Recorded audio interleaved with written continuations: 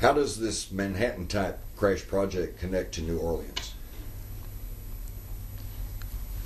The Manhattan-type project was done in New Orleans in part to keep it out of the Bethesda, Washington, D.C. area where it might have been. It was also in New Orleans to put it close to the people that they wanted to supervise the work. And here I'm talking in particular about Dr. Ochsner. And to understand the background of this, you have to understand Ochsner's connection to the polio vaccine.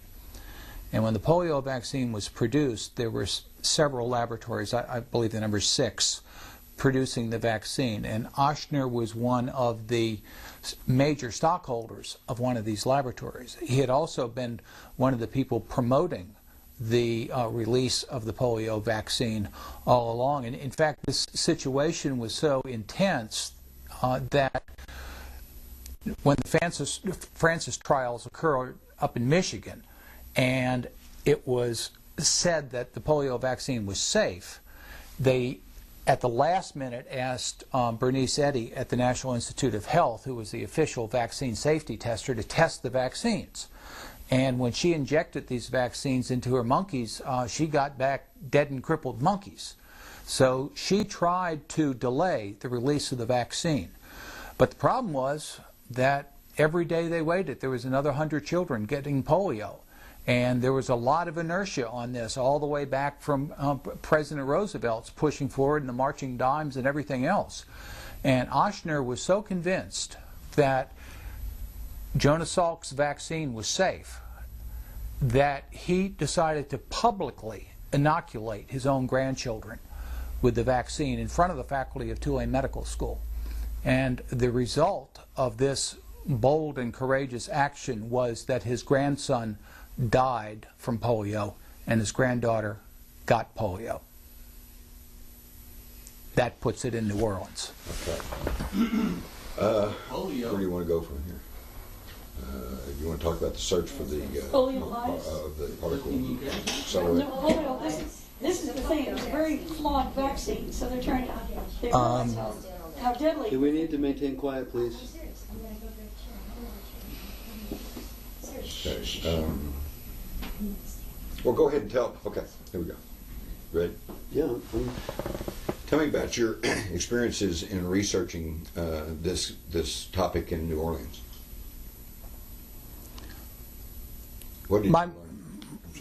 What got me started on this project is the fact that I had heard rumors as early as the late 1960s that there was some kind of secret operation going on in New Orleans that had something to do with cancer-causing monkey viruses. And by night, there's a siren. Let's just wait it up. What got you started in your investigation into this topic? Well, on one hand, I had heard rumors as early as the late 1960s that there was some kind of underground medical research going on in New Orleans that involved cancer and monkey viruses. And I was concerned about this because it sounded to me like a dangerous activity. And around 1990, the mainstream scientific community out of National Institute of Health and other places started saying that the AIDS virus, the AIDS epidemic, was caused by a mutated monkey virus. And I thought it was fair and reasonable that somebody ought to gather together what was known about these two issues and lay it on a table and examine it. Now, at that time that I started, I was not aware of the SV40 issue in particular, because SV40 is a separate monkey virus than the AIDS thing, so there's no confusion there. But it was in the, I had also heard back in the 60s about the contamination of the polio vaccine, and I did not know if I could document it. But what I was very pleased to find was that there was very good documentation out there supporting the knowledge that the polio vaccine was contaminated with a cancer-causing virus, several of them in fact, but the most dangerous one was SV40, which the experts today now say is the most carcinogenic element or entity they have ever found. How does Dr. Mary Sherman connect to this? Dr. Mary Sherman was one of the nation's leading cancer experts. The fact that she was murdered under suspicious circumstances and apparently had the investigation into her murder shut down called some questions about her activities. And it is my reasonable conclusion that Mary Sherman was involved in this effort to rapidly develop an anti-cancer vaccine where they were using radiation as the means of mutation. It should be noted that Mary Sherman worked for Dr. Alton Ochsner and was the head of his cancer lab at Ochsner Clinic. I had it, I lost it. Wait a minute. Can you tell us, describe briefly the circumstances of her death? Well, the newspaper version of her death and the rumor mill version of her death are both wrong, completely wrong in my opinion. They found her body in her apartment and they concluded that she died in her apartment. I was able to get a hold of the autopsy protocol, the actual documents from the medical examiner's office, and it is very obvious that there's a problem with the story. And the problem goes like this. Mary Sherman did not die in her apartment. There is nothing in her apartment that could have created the damage to her body or that they found. And what that damage was that her entire right arm was burned off. All that was left was about a 6-inch carbonized stump. Now immediately next to that was unburned human hair. Now the bone is the hardest thing to burn on a body. Technically it doesn't even burn. You just dehydrate it. But the hair is the easiest. So how do you get thousands of degrees of temperature required to disintegrate a bone next to human hair?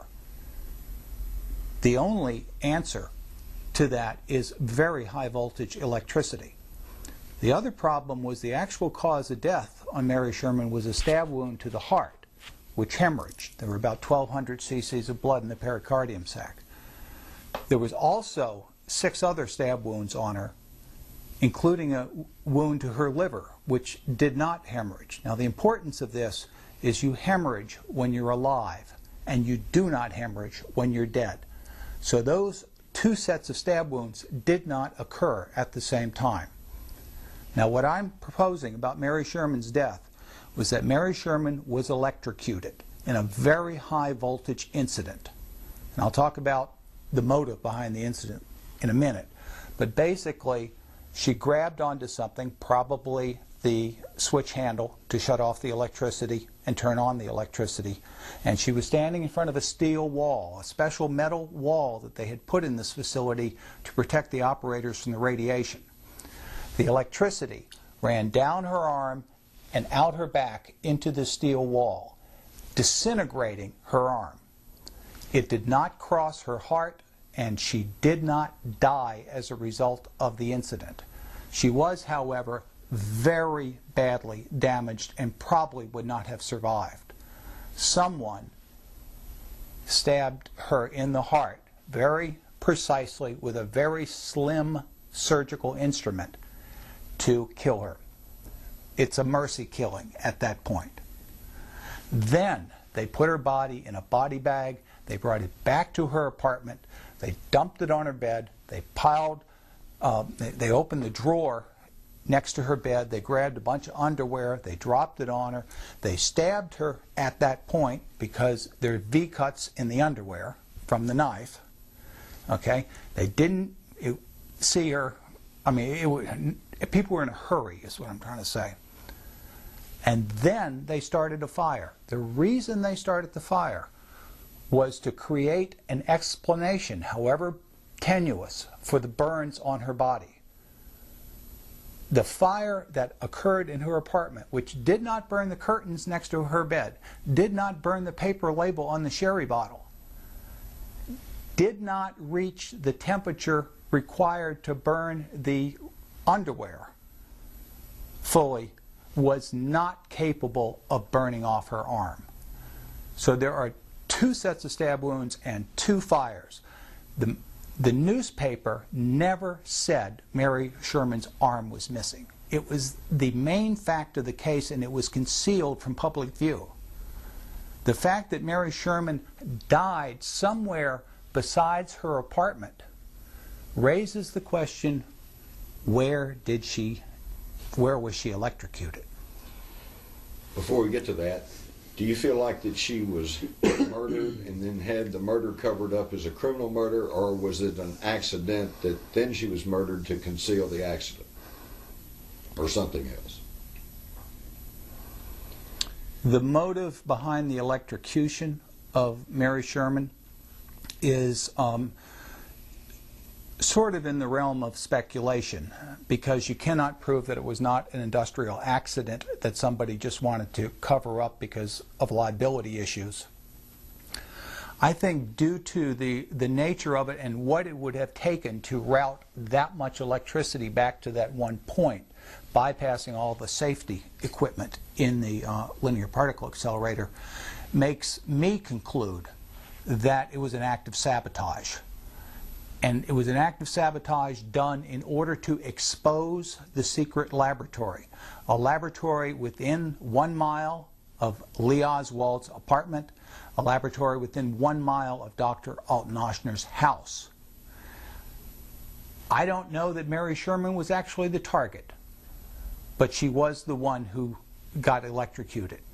If Alton Oshner himself had grabbed the handle and pulled it up, it would have been very difficult to drag him back to his home and call it a sex slashing, which is what they did to Mary Sherman. The point as it relates to the JFK investigation that I would like to make is the day Mary Sherman died was the day the Warren Commission started its New Orleans chapter of the investigation. And if they had noticed that an operation involving Dr. Alton Oshner, who was the man behind Inca that organized the media coverage of Lee Harvey Oswald before the assassination, a light bulb would have gone off in their head. There would have been some obvious connection, and there is a connection. In fact, pause for a second. Yeah, you ready to go? Yeah.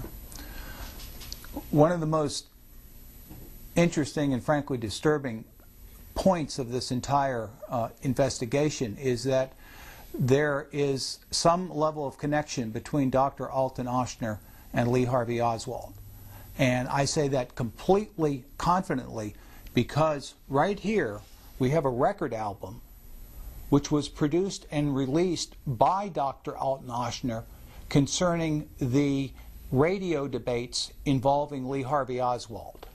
And on the back of this record album is a photograph of Dr. Alton Oshner where it points out that he was one of the few people in the listening audience who knew about, quote, Oswald's defection to the Soviet Union before the debate. Now I want to ask the question directly. This man was the president of the American Cancer Society. What is the president of the American Cancer Society doing getting tangled up with Lee Harvey Oswald? I think the answer involves cancer. Okay. Explain. Okay, sorry. What was Oshner's connection to Inca, and explain Inca? Okay, Inca was an anti-communist propaganda. Can we start that again? Inca was? Inca was an anti-communist propaganda operation founded and financed, founded by... Okay, hold it, cut it. Inca stood for? Inca was an organization called the Information Council for the Americas. This was essentially an anti-communist propaganda operation out of New Orleans where they shipped tapes, anti-communist tapes, to radio stations all throughout Latin America. Inca was founded by Dr. Alton Oshner, who was also the president of International House and an important member of the trade community in New Orleans. And the financing for Inca came primarily from Dr. Oshner and from the community of the business community of New Orleans. One of the most important people on the list on that was the owner of WDSU Radio and the owner of WDSU Television. This is important because these are the stations, the radio stations, that hosted the Oswald debates, and they were the stations that sent out the cameras to videotape Oswald handing out his anti-Castro leaflets. So there is an involvement with Oshner, with Inca, and with Oswald going on in New Orleans in the summer of 1963, and the record album I showed you is the proof positive that it was there. Was there any connection between Inca and the Central Intelligence Agency? That's a little difficult to answer. I'm sorry. Okay. How about, we know that the CIA had sponsored many anti-Castro groups, but I'm unclear as to, or something like that. The question of whether there was a connection between the CIA and Inca as a operative organization carrying out CIA operations is a difficult question to answer. There was a similar question is, was there a connection between Dr. Alton Oshner and the CIA?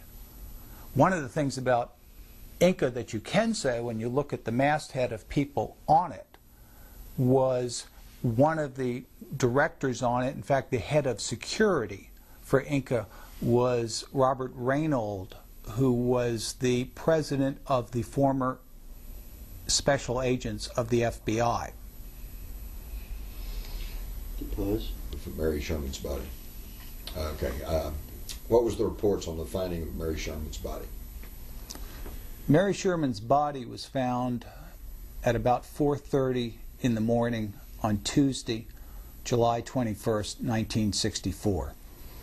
The circumstances were that one of her neighbors smelled smoke. His name was Juan Valdez. He called the police department, not the fire department. Sorry, time out. Have the finding of, or how did the authorities become aware of Mary Sherman's death?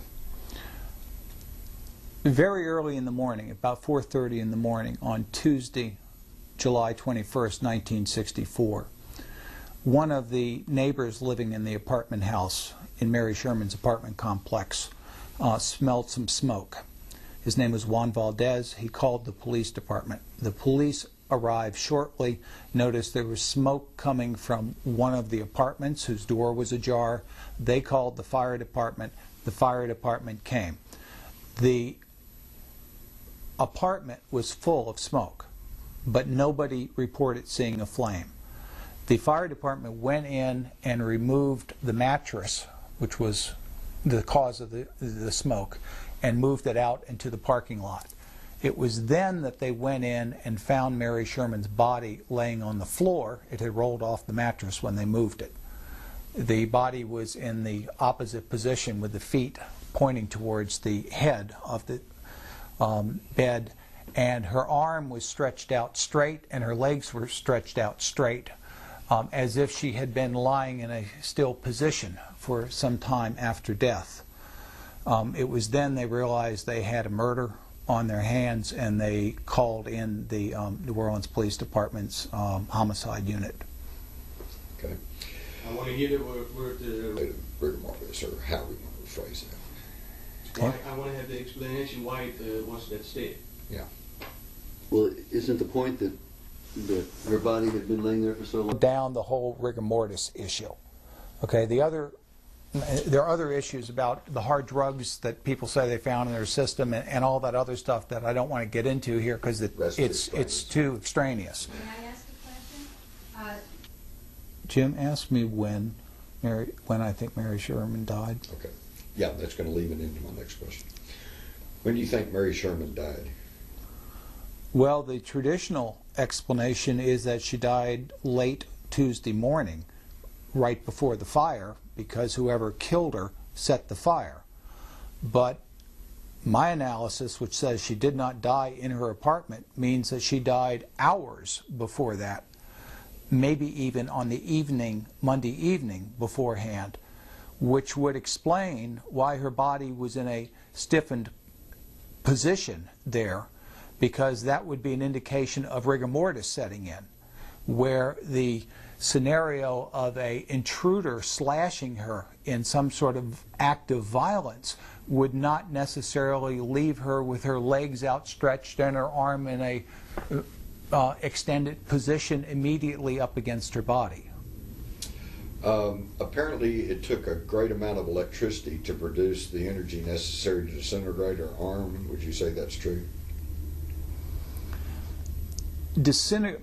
Burning a bone or disintegrating a bone, it was one of the key issues that I had to investigate. My question was, what temperature does it take to burn a bone? And in order to get an answer for that, I called a man who cremated people for a living. And I wanted to know what the temperatures of his ovens were, and I thought it was going to be a pretty simple answer. He'd give me a number and a time, and I would walk away with my number and go think about it. And he couldn't believe the question. And when I said that this person's arm had been burned off, he said, I've seen a lot of bodies, and I can't imagine that an arm was burned off. Don't you think it might have been cut off?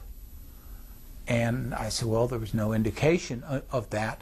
He said that he used to work for the military, and he would go into the crash sites of military jets where the pilots had been soaked in Jet A fuel, which burns at 5,000 degrees.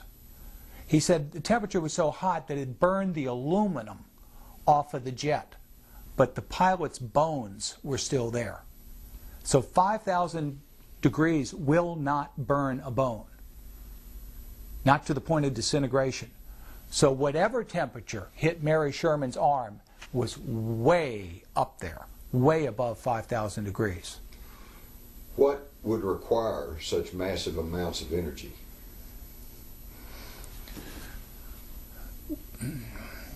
Well, the You type. see where I'm going. I'm going there. I'm going Okay. there. The amount of electricity that it would take to produce the damage that we saw in Mary Sherman is equivalent to the amount of electricity in a lightning bolt. There are very few machines that produce that much electricity. One of them is a linear particle accelerator, which requires about 5 million volts to produce its radioactive beam. And what is a particle accelerator used for? A linear particle accelerator is sort of like a poor man's atom smasher. It is a means of generating a beam of radiation without creating a nuclear explosion. And it has been used for a number of scientific purposes. Today, it is used to burn tumors. That's its application in the medical field. But it's been used for many other things, such as it can strip the impurities out of a diamond. So in other words, if it's used for tumors, then a particle beam accelerator could be used in cancer research. Particle beam accelerators are used in cancer research, and there are many documents of it. In fact, the American Cancer Society had a number of programs that they financed and sponsored for that, as did the National Science Foundation. Have you found any evidence that such a particle beam accelerator was used at that time in New Orleans? We were able to locate the man who said he built the accelerator in New Orleans. We were able to locate an engineer who worked in the buildings that we were suspicious that it might have been in, and these buildings were on the grounds of the U.S. Health Service Hospital, who described the same wiring that the man who said he built the accelerator put in to the buildings.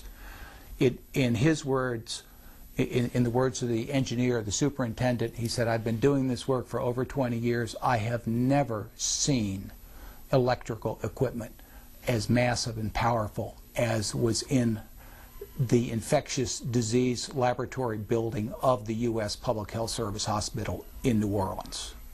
You need to stop. Used in this covert cancer research Manhattan type project? Yes, my conclusion is that this Medical Manhattan Project, which was being conducted on the grounds of the U.S. Public Health Service Hospital in New Orleans, was using a linear particle accelerator for the purpose of accelerating the mutation of cancer-causing viruses. And the danger and ethical issues involved in doing that is why they kept it so secret.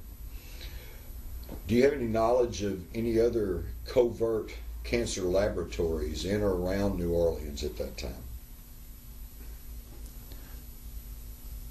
There was another laboratory which was discovered in New Orleans in the late 1960s.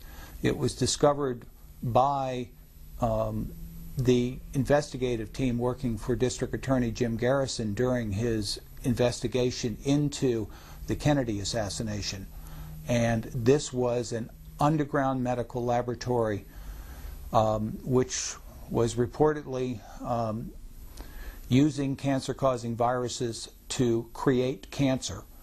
And what is particularly disturbing about this laboratory is the location of the laboratory was in the hands of people who can easily be described as right-wing political extremists.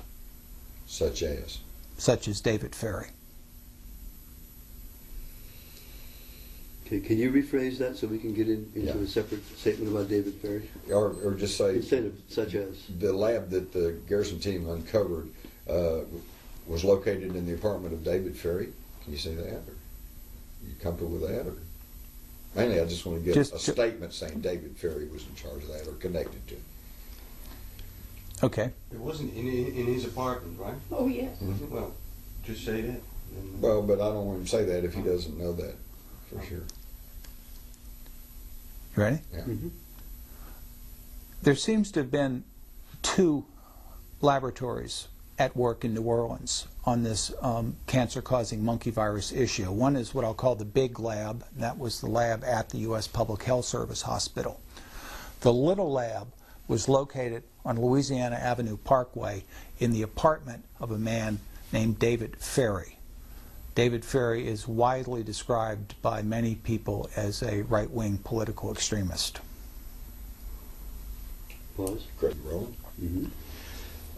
What was the connection between David Ferry and Dr. Mary Sherman?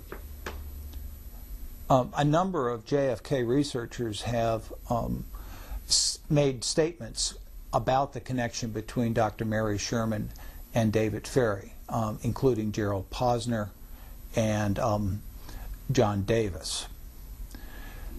The connection between them was not very visible and was in the realm of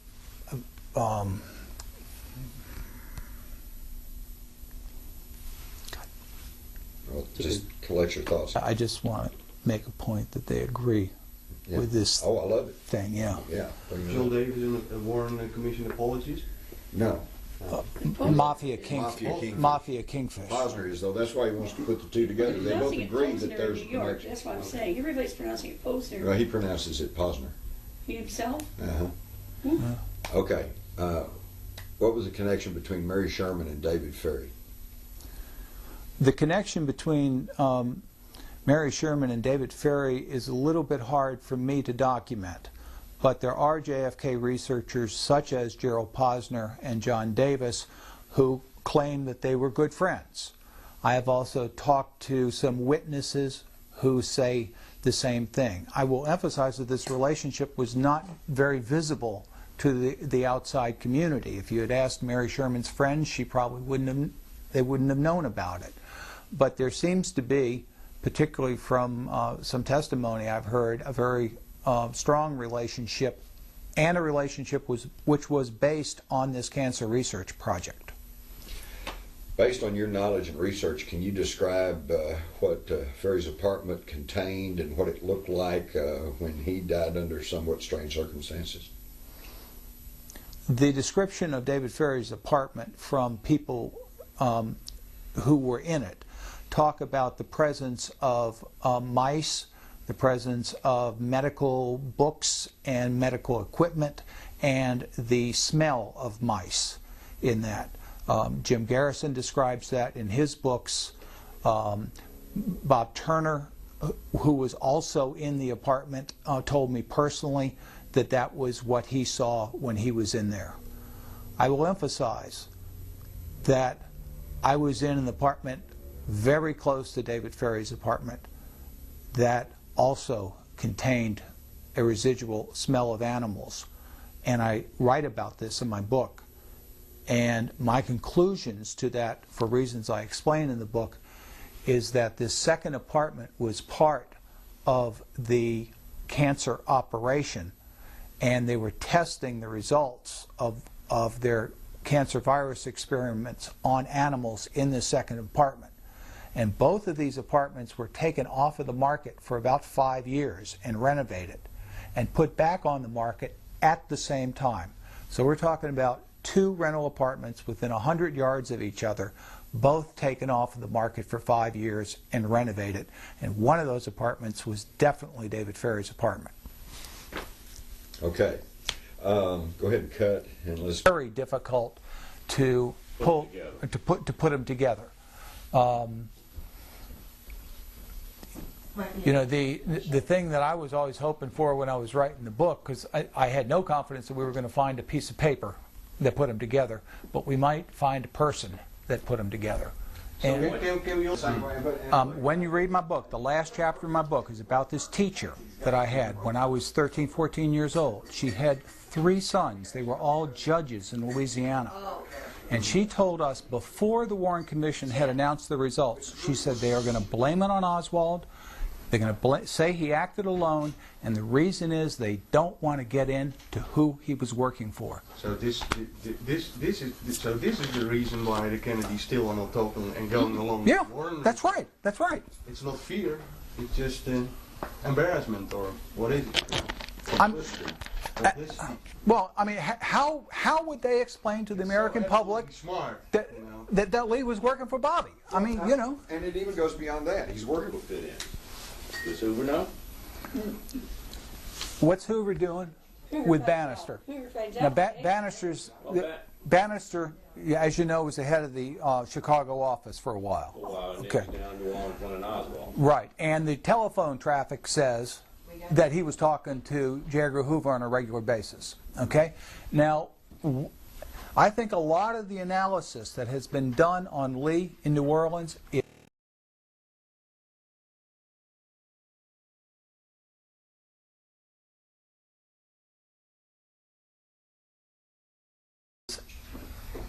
upside down.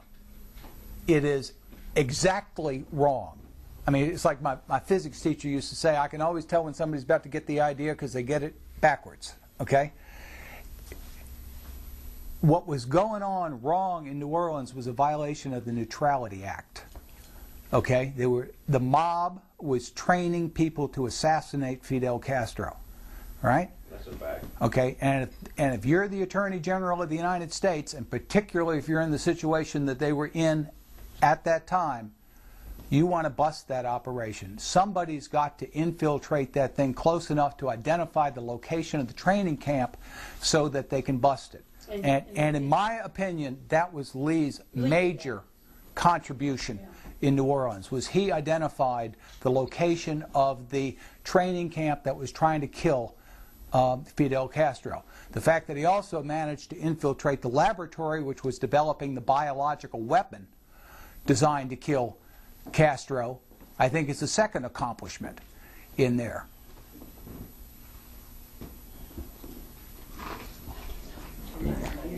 Make it look too much like it. Better? Okay? Okay, we're rolling. 35 minutes. About Judith. When did you first hear the name Judith Very Baker? In the fall of 1972, excuse me. Okay. Don't stop it. Don't stop it. The first time I ever heard the name Judith Very Baker was in the fall of 1972. I had been invited to a party hosted by a woman who was apparently associated with the graduate school of Tulane University. It is interesting to point out that the reason I was invited to this party had something to do with an argument I had the prior week at Tulane University with someone concerning David Ferry's laboratory.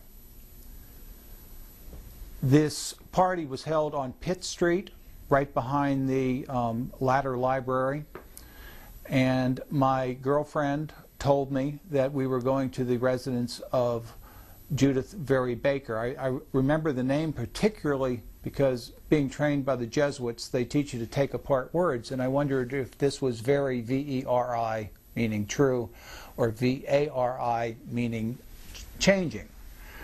But I definitely remember the name Judith Very Baker.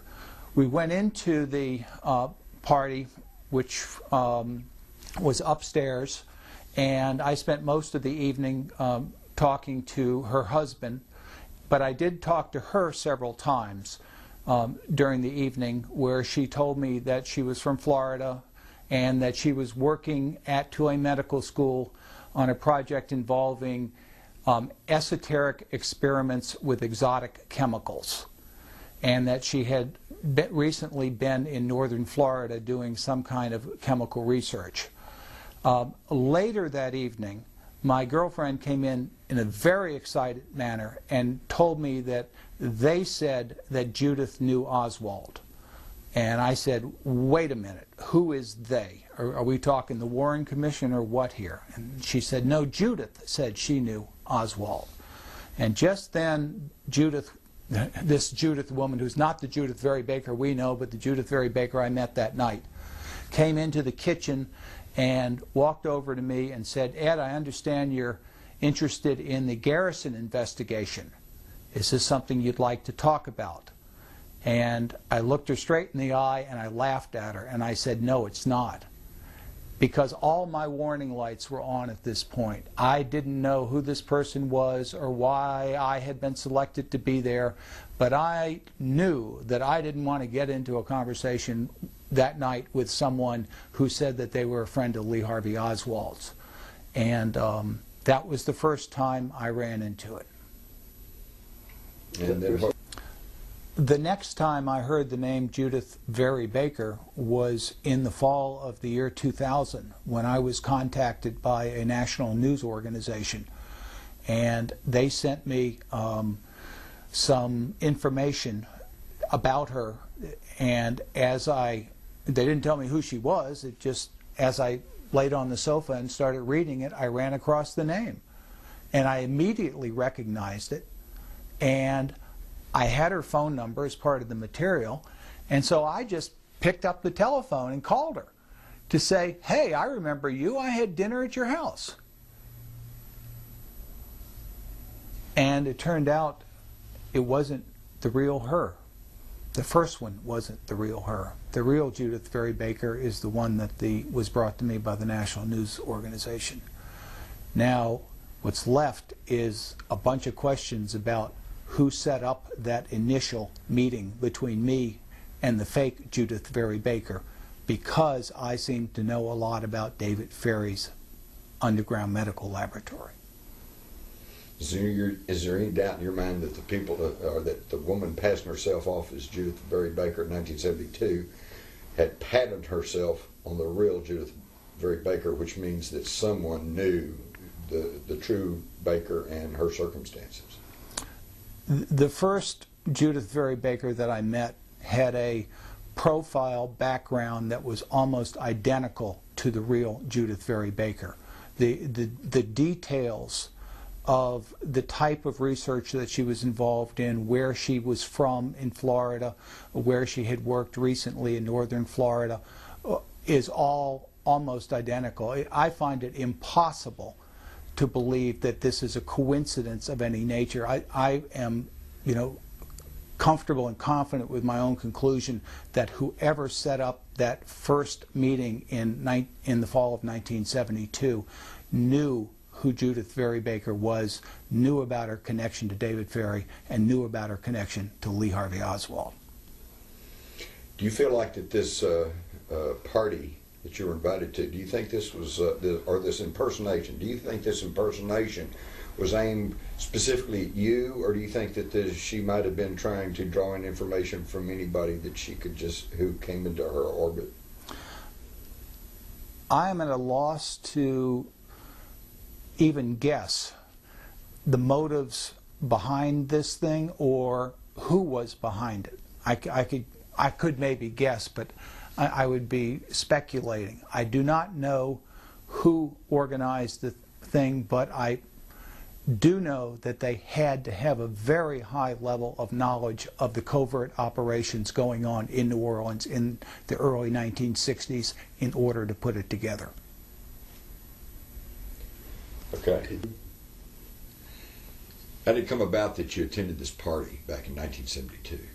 Well, first of all, there was an incident that I write about in my book where my girlfriend had heard that Dr. Alton Ochsner was part of some international right-wing organization connected to South America. In fact, she used the term Nazi and fascist in her description. I pointed out to her that many of Ochsner's backers were Jewish, and I thought the description of him as a Nazi was probably not a good way to describe it. However, being in New Orleans, I had heard many rumors that he was extremely right-wing and he held a lot of very controversial theories about things. But everybody in New Orleans knew the name Ochsner. A couple of days later, I went to meet my girl. It's an ice maker. 1, 2, 3. A couple of days later, I went to meet my girlfriend on the steps of the Social Science Building. There she introduced me to the person who had made the comments to her about Dr. Ochsner. We all agreed to go have coffee over in the University Center and talk about these secret matters. Being young males, we were trying to outdo each other with what great secret stuff we knew. Can we redo that? Being young males? Being young males, we were trying to outdo each other with all the great secret stuff we know. And I got into talking about David Ferry's medical laboratory that Jim Garrison had discovered during the Garrison investigation in the late 1960s. This led to a larger conversation of cancer-causing viruses, where I was informed that viruses could not cause cancer, and I was misinformed and rather stupid. And our discussion developed into what one might describe as an argument and stopped short of being a fight. A couple of days later, my girlfriend came to me, and she was a graduate student in anthropology, and she said, "Ed, I need to talk to you." She said, "You know, you're a nice guy and I like you, but I can't afford to have a boyfriend that's going to intimidate and alienate my graduate school colleagues." Okay, so you got a decision to make whether you want to be an expert on David Ferry and the Jim Garrison investigation or whether you want to be my boyfriend. Okay? So if you think you can control yourself, I'll give you a second try. Okay? And I assured her that I was willing to try to control myself, and I would not discuss Jim Garrison or David Ferry's laboratory or the Kennedy assassination or any of that stuff in front of her graduate school colleagues. Several days later, she came back and said, "Well, it wasn't all bad." And I said, "What do you mean?" She said, "Well, your performance the other day in the University Center attracted some attention, and we've been invited to a party. And you should understand that this party is being organized by women in Tulane's graduate school, and we're allowed to invite our significant other, but the men have to understand to keep their mouths shut because it's the women's party. So I'm on probation from my girlfriend. I've promised not to discuss the Kennedy assassination or David Ferrie or any of that stuff, and I'm going to this party. So Friday night, we get in my blue Maverick, we're driving down St. Charles Avenue, and I said, so where are we going? She said, well, Pitt Street. Here, I got the address. You turn on Dufochet. I hadn't heard of Dufochet Street, but it's right there on St. Charles Avenue, and we finally found the sign, and I turned right. She said the instructions are to go 2 blocks and park. So I go 2 blocks and I park. And New Orleans has a lot of ditches and bumpy roads, and my car is parked over on the right. And I said to her, I said, well, I would like to know whose house we're going to, just so I can thank the hostess. I mean, it's the polite thing to do. And she said, well, her name is Judith Very Baker. I said, oh, she gets 3 names, huh? Are you going to introduce me as Edward Thomas Haslam? You know? To which she responded with this Gloria Steinem speech about why women in academia need 3 names. It was basically a feminist diatribe. But when she was finished, I said, so her name's Judy Baker, huh? And she said, no, this woman is definitely Judith. Just at that time, we saw some of her graduate student friends walking up to the front of the building where we could follow them into the party. We went up the stairs into the party. The stairs entered in the kitchen, and I was introduced to this woman, Judith, who I can assure you is not the same Judith Very Baker we have today. But she was she was thin and very disciplined in her presentation. I remember she had sort of a lumpy or a bumpy nose, kind of like I do, and a little bit of an Adam's apple. She had kind of freckles on her, and her husband was kind of a crew-cut guy who had studied some kind of engineering thing, and they had a small baby. And so the women went out on the screen porch to talk, and I sat around with the husband and watched the baby. And I remember at one point there was a little brass screw that had fallen between the wood, and I was concerned about the baby getting to it, so I went and got a knife and pulled it out. At any rate, we could hear the noise on the screen porch increasing as the women drank more wine and talked more. And at one point I went back into the kitchen to get some more food, and that is when I ran into this Judith woman to talk to her one-on-one. I was suspicious about this party because it was the result of my conversations about David Ferrie in the first place, so I'll say warning light 1 was already on. When we started talking and she said she was connected with the Tulane Medical School, it was very clear that she did not recognize my father's name. And my father was a professor there for 20 years. And it was a very common experience for me to go around New Orleans and have people say, oh, you're Ed Haslam, you must be Ed Haslam's son. And so people recognized my father's connection to the medical school all the time. This woman did not recognize it at all. That was warning light number 2. So I asked her to talk about what she did. And she says, oh, I never talk about my work. I do esoteric experiments with exotic chemicals. And my sister was married to an MIT professor, and I was used to talking to people about all kinds of interesting things. So I decided to try to get her to talk about it. And I tried, and I tried, and I tried, and she would not talk about the details of what she did. Now, many people in New Orleans were very aware that the CIA was doing a lot of research down at Tulane Medical School, particularly on the psychoactive drugs. So it occurred to me that she might have been connected with that operation and was not supposed to talk about it. So I backed off at that point in time. Then I went back to talk to her husband, and she went back out on the porch. About an hour later, I came back into the kitchen, and that's when my girlfriend, Barbara, showed up in a very excited, agitated mode and said, Ed, they say Judith knew Oswald. And I'm thinking to myself, this is great. I'm on probation. I'm not supposed to talk about the JFK assassination or Oswald or Ferrie or any of those things. And I'm at a party with a bunch of half-drunk feminists who are now saying that the hostess of the party was Lee Harvey Oswald's good buddy. So what do I do? And just then this Judith woman comes in the room and she locks in on me and comes across the room and in a very funny way says, I hear that you're interested in the Garrison investigation. Is that something you'd like to talk about? And I looked her straight in the eye and I laughed and I said, as a matter of fact, no, it's not. And I turned on my heel and I walked into the next room because Barbara had left the room, and I said, you asked me not to talk about this subject, okay? How do I stay at this party and not talk about this subject? Can we leave? And she said, well, that's a fair assessment. Yeah, we can leave. And we left the party at that point in time. About 2 weeks later, Barbara said to me, remember that Judith gal? I said, yes. I said, what was her last name? She said, Baker. I said, yeah, I remember her. She said, we've got an invitation to go to dinner at her house. Would you like to go?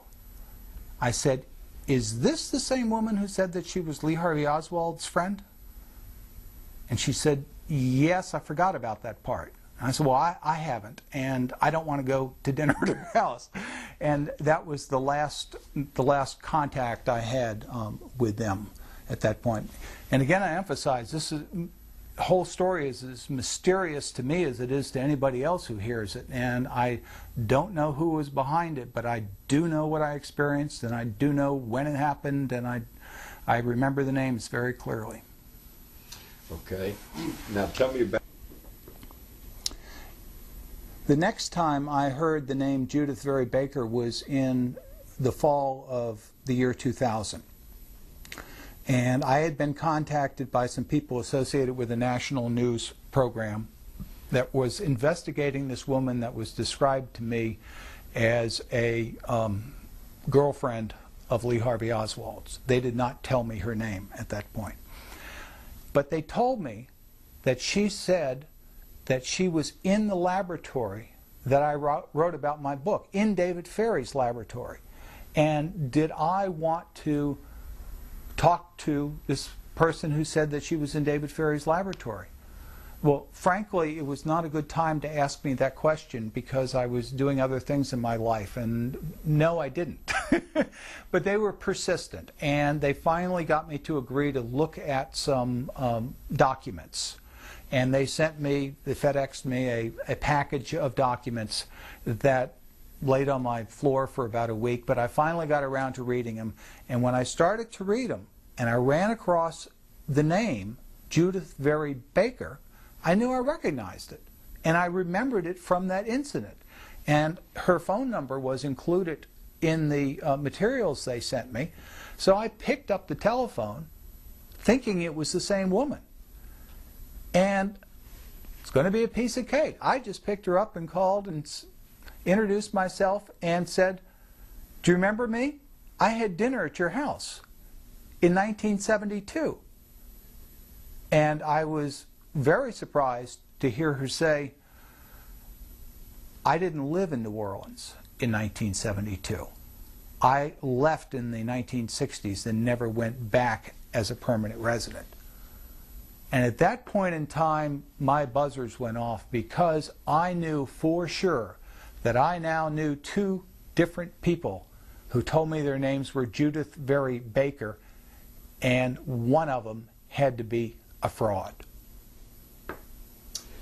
Tell me your assessment of the current Judith Very Baker and her story and accounts of these cancer labs and working in the labs, and does it fit with your knowledge? Judith Very Baker, or Can what you start that one again, my take on Okay. My take on the current Judith Very Baker, or the real Judith Very Baker, is that, first of all, she is the real Judith Very Baker. And I say this for a couple of reasons. One is I have researched an entire collection of newspaper articles which were written about her back when she was still a high school student and somewhat of a superstar, because they were all expecting her to go out and find a cure for cancer. And I know that these documents are real. I've looked at the microfilm from the publication that they were published in, And there's no doubt in my mind that this woman is the same person I saw in the photographs and the articles were about. It is interesting to note that she was trained at a very early age for a very high level of laboratory work in terms of handling cancer-causing viruses. The second point is her claim concerning knowing Lee Harvey Oswald. She has a number of original documents in her possession which show that she worked at the same company that Lee Oswald worked at, which was the Riley Coffee Company, that she started on the same day he started on, that she left the company on the same day that he started on. And I think that is a pretty good collection of documents to support her claim that she knew Lee Harvey Oswald in New Orleans in the summer of 1963. There are some collateral documents in there, such as her bank statements and stuff. She just happened to use the same bank I use. So I noticed the deposit statements and all that looked authentic to me in terms of, I had seen the same types of deposit statements back then. And beyond that, her next sort of circle going out in her story is her descriptions of what was going on in this little laboratory on Louisiana Avenue Parkway. And I will say that her descriptions of that and of the players involved are very consistent with my knowledge and understanding of what was going on over there. What I decided to do about this was to sit back and watch, because I wanted to see if this woman changed her story. And all I did was I stayed in contact, and it's been a couple of years now that I've been in contact with her. And I have found her to be remarkably tenacious in sticking to what her original story and claims were. I've seen her cry at all the right times and laugh at all the right times. And so my method of judging her has not been to query her on which finger did Lee Oswald wear his wedding ring on. I mean, I think that's a ridiculous approach to it. I tried to look at her as a person and see if she made sense to me as a person. And I'll say she's an unusual person. She's very bright. She's very giddy at times and stuff. But she is a very real person to me. And I think she's the genuine article. In your research, did you come similar to Judith Berry Baker, working in and around those labs, but maybe you didn't get it, were unable to locate her?